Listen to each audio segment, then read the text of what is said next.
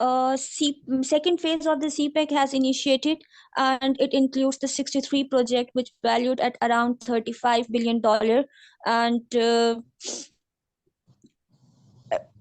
will be completed by 2030. And these endeavors underscore the commitment of both nations to foster the regional connectivity and extend the corridors reach to Afghanistan and other Central Asian countries. Second phase of the project expected to help the nation position itself as a key hub for the trade. And Pakistan is undergoing a remarkable transformation propelled by the China-Pakistan economic corridor. कर रहे हैं मेहनत मजदूरी करें इतना मुश्किल काम है ना Please turn off your mic. Ma'am, you can continue, please. It's okay.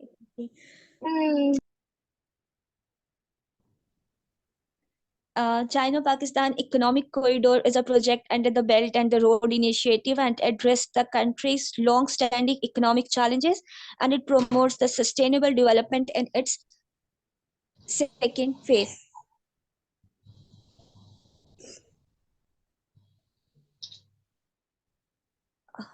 Now let's discuss the channels of the increased regional integration system, because this regional integration can affect the competitiveness.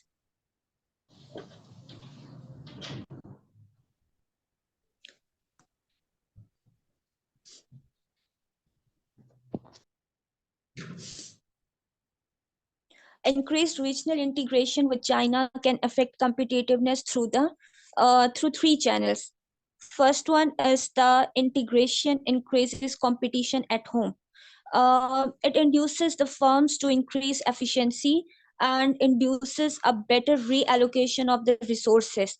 Sectors that can't match the efficiency of the competitors shrink, releasing resources to other sectors that can successfully compete. And the second channel is the integration with China may boost Pakistan's export and the competitiveness with the world in some sectors if firms use Chinese market as a platform for learning or leading to an increase in productivity in other markets as well. And the third channel is to increase the availability of input that are more varied, cheaper, or of better quality than the previously available, and increasing the competitiveness of Pakistani firms that use those inputs. And we examined these three channels in turn to analyze the regional integration competitiveness. After reviewing the large number of the data which are available on the website, I collected these numbers, and which I have shared with you. And when I analyzed Pakistan's external trade performance, then I get to know that Pakistan external trade performance has been mixed in the recent years. The country's exports have grown steadily, but imports have grown even faster, leading to a widening trade deficit. In 2022, our export is of about $29.3 billion, and import is of $50.4 billion. So the trade deficit is $21.1 billion in the 2022. Major exporters were the China, USA, and the European Union, while the importers were the China, UAE, and the Saudi Arabia. But the government of the Pakistan has implemented several measures to improve the trade balance, which include the export diversification and promote the domestic production. Other thing which I have shared with all of you is that trade flows between Pakistan and China.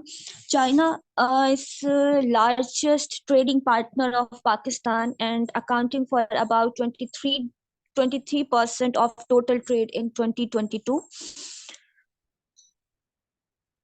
In 2022, bilateral trade was of about $27.2 billion, and Pakistan exported to China of about $4.1 billion, and Pakistan's imports from China of about $23.1 billion, and the trade deficit is of about $19 billion in 2022. So here, CPFTA has helped to boost the bilateral trade between the both states, and trade balance is heavily tilted in the China's favors.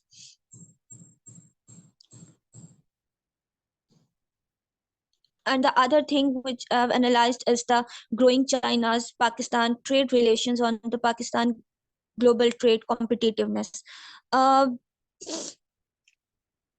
China and Pakistan both have a mixed impact on the global trade competitiveness process. Uh, I have discussed the three impacts: positive impacts and the negative impacts. Positive impacts are to increase the access for the Chinese market, and investment in the infrastructure and the development process, and to transfer of the technology and the knowledge. Negative impacts include to increase the trade deficit and dependency on the Chinese import, and difficulty in to compete the Chinese goods.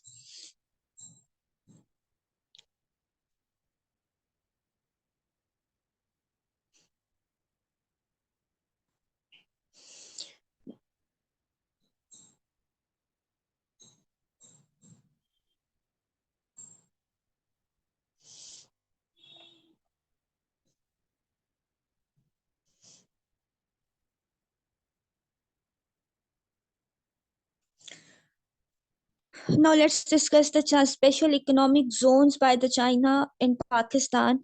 China basically establishing the economic zones, which has aimed to boost economic cooperation and development in both states. And this initiative fall under the larger umbrella of the China-Pakistan Economic Corridor, uh, which has aimed to enhance regional connectivity and the economic prosperity.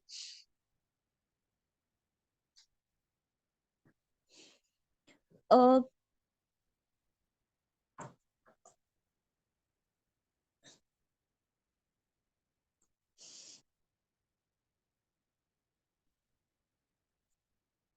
uh, I have discussed the two type of the special economic zones, existing and the planned. First of all, we discuss the existing special economic zones, as you all seen on the screen.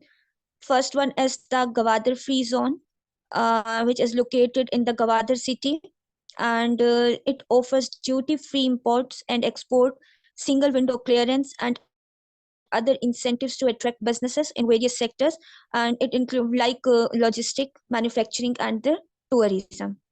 Second one, or the second existing special economic zone is the Haveli Dry Port, and which is situated in near Islamabad, and it focuses on the trade and the logistic, which offers warehousing facilities, transportation networks, and the custom clearance services.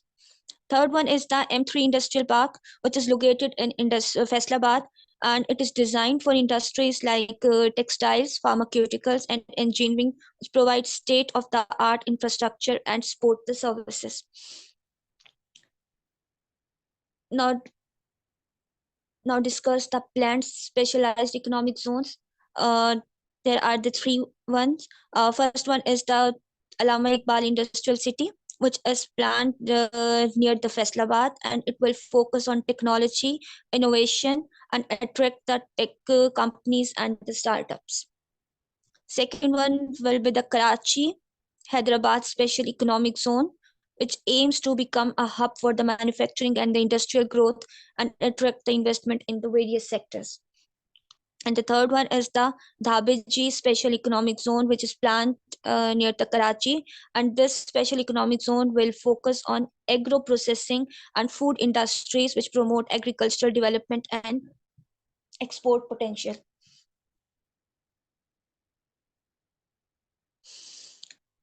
Now discuss the types of the special economic zones which are working in the Pakistan.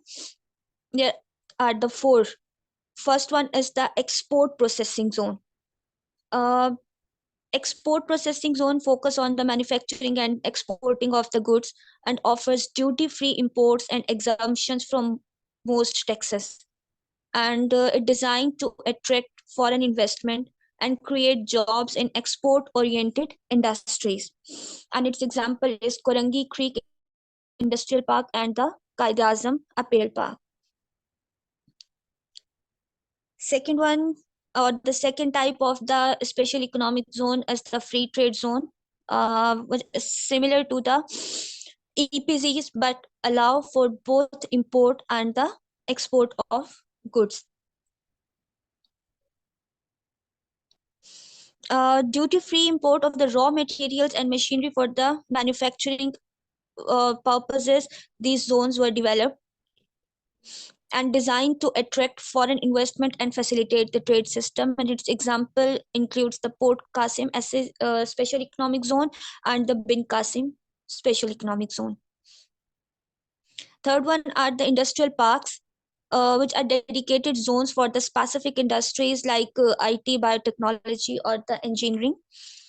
And it offers targeted infrastructure and sports services which are specific to the industry and aim to create cluster of the businesses and promote collaboration within the industry. And its example includes the M3 Industrial City, um, in which they are focusing on the textile, pharmaceuticals, or engineering. And the Allama Iqbal Industrial and in Allama Iqbal Industrial City, they are working on the technological innovation or the technological development. Fourth one is the urban special economic zone, which is developed within the cities, often in the conjunction with the existing industrial areas, and it focused on the mixed use development, integration, residential, commercial, and the industrial spaces. It's aimed to create the vibrant and the sustainable urban environments while promoting economic growth. And its example include the Dhabaji Special Economic Zone, which is working on the agro processing and the food industry, and the proposed Karachi Hyderabad Special Economic Zone, which manufacture which is manufacturing and in working on the industrial growth. Additional types of the additional type of the special economic zones being considered in Pakistan include the knowledge cities dedicated to research and development, innovation, and knowledge-based industries. And they are focused on the logistic parks, which provide integrated logistic services and the infrastructure, and trying to design the tourist zones which attract the tourism investment and promote the cultural heritage.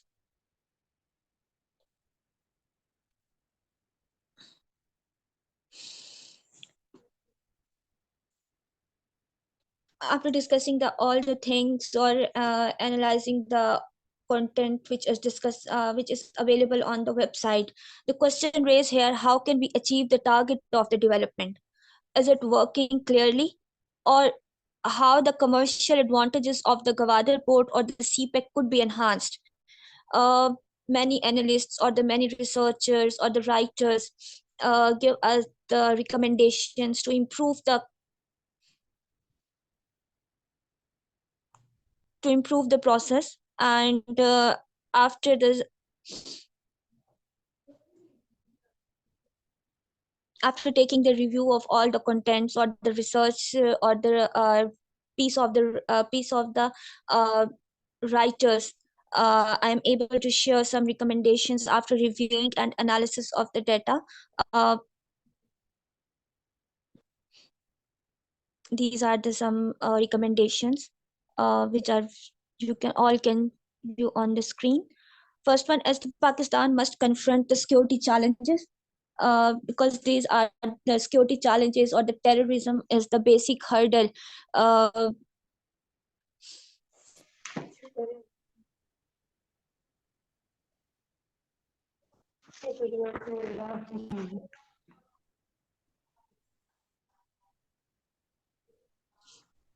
and we should embrace the technological advancement and invest. Pakistan should invest in the human capital and cultivate the economic diversification to ensure the sustainable growth and the prosperity. And Pakistan should strengthen its agriculture and should promote the agri-based industry. And Pakistan should invest in the technology and innovation and explore the opportunities to enhance regional connectivity through the CPEC. And Pakistan can take the leverage or the benefit from this corridor, uh, and can achieve the long term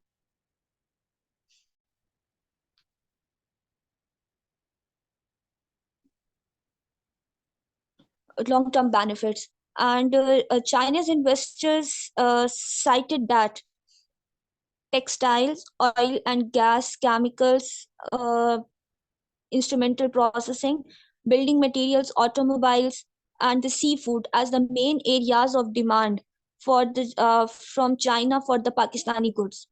And Pakistan should focus on it. And Pakistan should manufacture the musical instrument or export it to the China. Pakistan has an area of the improvement uh, for its economy, and by implementing the industrial cooperation action plan, or by signing the MOUs, different MOUs with the industry in different industry of the China, or the market, or the private sector of the China. And there is the expression of the demand for halal food and the meat by the Chinese importers. So this is these all are the areas in which Pakistan should try to focus or to meet the demands of the Chinese. So that's all are the things from my side. I hope you all. Thank you